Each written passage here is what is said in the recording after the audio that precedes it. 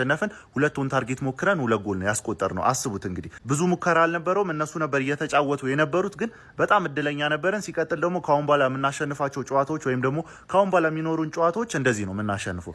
ይሄንን መልመድ መቻል አለባችሁ የቼልሲ ደጋፊዎች። ምንም ቅር እንዳይላችሁ ዋናው 3 ነጥብ ነው።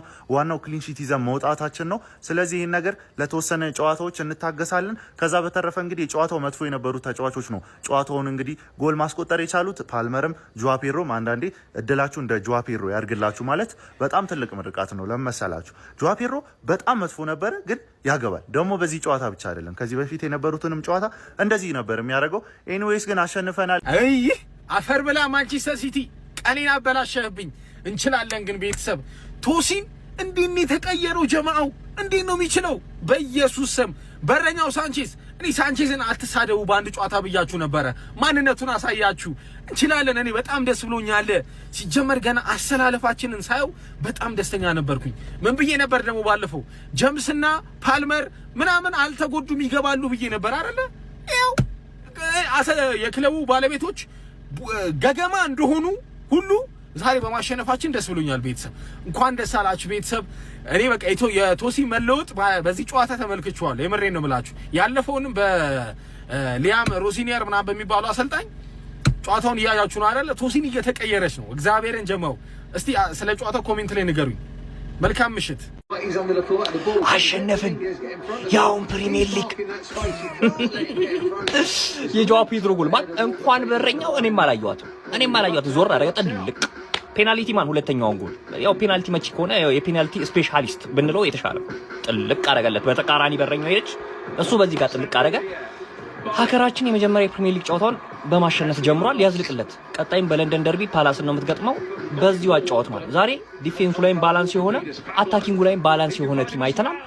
እንደዚህ ተጫወት በቃ ስለ ባላንሱን የጠበቀ ቲም ወደ አንዱ ያዘነበለ ሳይሆን ማለት ባይዞ የአርሰናል ጨዋታ ላይም ጥሩ ነበር።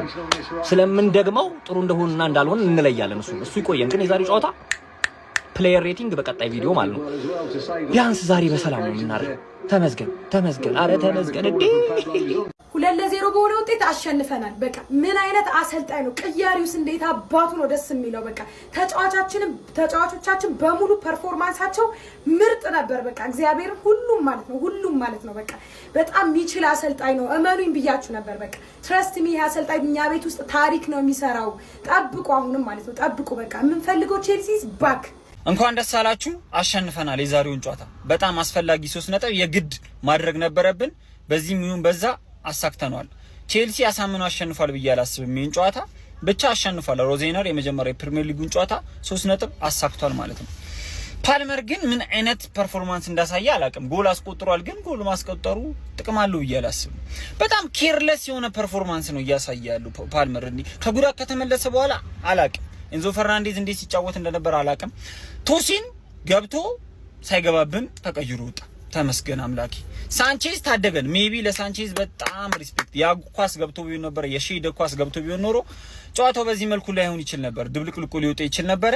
ሳንቼዝ የባለፈውን ጨዋታ ክሶናል ማለት ነው። ዛሬ ስለ ተጫዋቾቻችን ሬቲንግ ሰራለኝ። ለመጀመሪያ ይመቻችሁ። ሃንክማን ሊያም ሮዚኒየር ለካ ቀለል ያለ ጌም ማለት የፈለገው ይሄን ነው። ተሳስቶ ነው፣ አይለመደውም ብዬ ገምታለሁ። ማንቺ አሸንፎ አንቺ እንዴት ገባሽ አይደል? አብራችሁ ናችሁ። ሊቨርፑል የዛሬ 4 ሳምንት ያነሳውን ነጥብ ዛሬ ጣል አደረገላችሁ። ተቃቅፋችሁ ለአንድ ቦታ ለ3 ተፎካከራላችሁ። ፈርስት ሃፍ ቸልሲ መራ፣ ሰከንድ ሃፍ ደግሞ ኮል ፓልመር ፔናልቲ ታቁታላችሁ።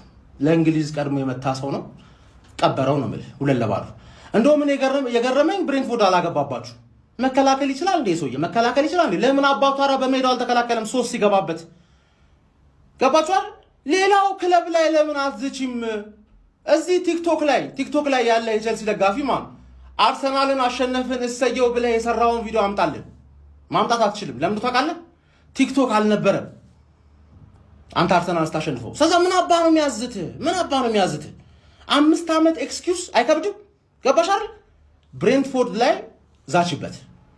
የሚቀጥለውንም ሳገኝሽ ብሬንትፎርድ ምናምን ብለሽ ማለት ኤሚሬትስ ላይ እደግምሻለሁ።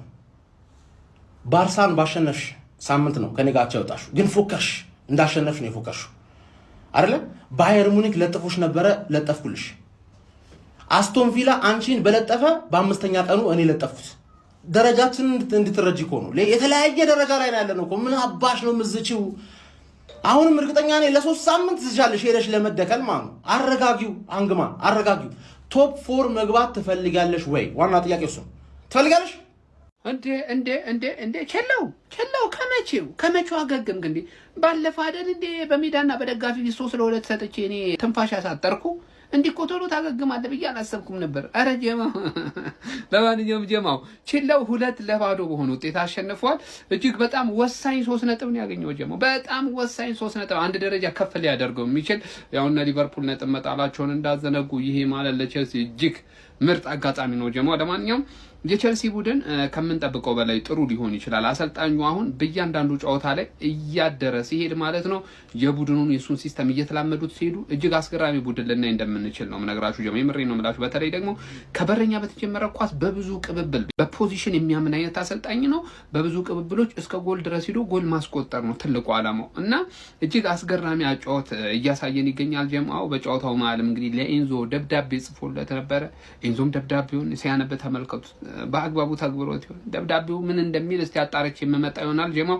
ለማንኛውም ቼላው 2-0 በማሸነፍ እንግዲህ እየተጠጋ ይገኛል ጀማው። እንግዲህ በዚህ ሳምንት ኪሳራ ውስጥ የገባው ሼቦ ብቻ ነው ጀማው እስካሁን ባለው ሁኔታ ማለት ነው። ከባድ ነው። አይመቻችሁ። 2-0 አሸንፈናል። በጣም ደስ የሚል ጨዋታ ነው ያዩት። ግን እኔ አንድ ጥያቄ ልጠይቃችሁ።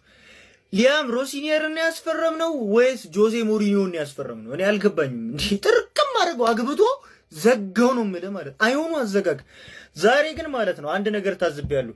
ለካ እናንተ መዝጋት ራሱ ብንፈልግ መዝጋት አንችልም። ዛሬ ሳንቼዝ ስንት ኳስ ነው ያወጣን? የምር በጣም ብዙ ኳስ ቆጥቶን ነው እንጂ እኮ እነሱ ስተውልናል እኮ። የምሬን ነው የምነግራችሁ። ጋርናቾ ቀላሉ ኳስ ነው የሚከብደው። አሁን የተረዳሁት ነገር ጋርናቾን እሱን ነው። ቀላሉ ኳስ ይከብደዋል።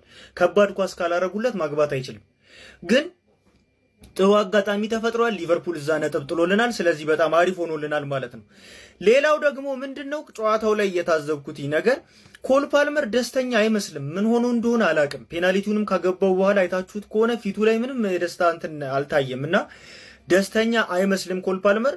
ነገር ግን ጨዋታው ላይ ለማሸነፍ የነበራቸው ፍላጎት መካከል አንዱ የኮል ፓልመር አስተዋጽኦ ነበር። ካርድ ራሱ ያየበት ሰዓት ሲገል የነበረበትን ካያችሁት ነጥብ ይዞ እንዲወጣ ፈልጓል። ግን ተጫዋቾቹም አይ ቲንክ በቲሙ አመራሮች ደስተኛ አይመስሉኝም። ለምን ዛሬ ተቃውሞ ነበር። እኔ ደጋፊው በጣም ያስጠላኝ የቼልሲ ደጋፊ ለንደን ያለው በጣም የሚያስጠላ ደጋፊ ነው። የሆነ ግማሽ የሆነ ፓርት ላይ ወንበሮቹ ባዶ አሉት።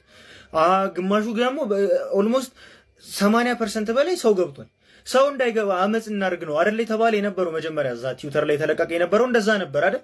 ሰው ለምንድን ነው የሚከፋፈሉት? እኔ አልገባኝም። እንደዚህ ከሆነ ምንም ለውጥ አናመጣም። በጣም የሚያስጠላ። እኔ እንጃ እኔ አላውቅም። እኔ ቲሙን የሚወዱትም አይመስለኝም። ኤኒዌይስ የእናንተን ሀሳብ እስቲ ያጋሩኝ። እኔ እንደዚህ አይነት ቀሽም ደጋፊ እንዳለው ቼልሲ አላውቅም ነበር ለንደን ላይ። የምር የተቃወሙት ምርጥ በቃ ይመቻችሁ። ግን ደግሞ ውስጥ ገብቷል። እኔ የደጋፊዎች ማህበር ራሱ ምን እየሰራ እንደሆነ አላውቅም። ምክንያቱም እንደዚህ አይነቱ ነው አቮይድ መደረግ ያለበት። እነዚህ ሰዎች ጥቅማቸው ካልተነካ ምንም ነገር ለውጥ ሊያመጡ አይችሉም። አያገባቸውም እኮ እዛ ለምን ስትጨፍር አትሉም? እነሱ አይመለከታቸው። ጥቅማቸውን መንካት ግን አለብን። እንደዚህ ደግሞ ካልሆነ መቼም ለውጥ አይመጣም። ሊያም ሮዝኔር ደ ቲቸር አጀንዳ ይዞ ገብቷል።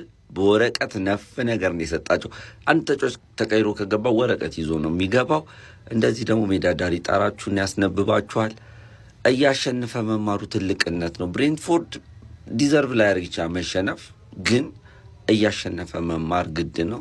የአሰልጣኝ ሊያልፍለት ይችላል። ፒስ ነው እስካሁን ባለው